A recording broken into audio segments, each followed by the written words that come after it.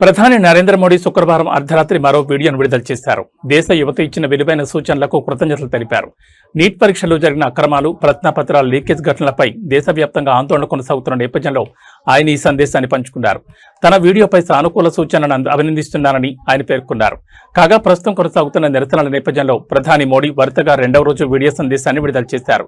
గురువారం విడుదల చేసిన వీడియోలో ప్రశ్నాపత్రాల లీక్ ఘటనలను అత్యంత తీవ్రంగా పరిగణిస్తున్నామని, ఇటువంటి నేరాలకు కఠిన శిక్షలు విధించేలా కొత్త చట్టాన్ని తీసుకురానున్నట్లు ప్రకటించారు. Thank you friends. कल देर रात आपसे मिलने का मौका मिल गया। मेरे जो वीडियो पोस्ट किया था उसको जिस प्रकार से आपने रिस्पॉन्ड किया, सकारात्मक सुझाव दिए, थैंक्स टू एवरीबॉडी।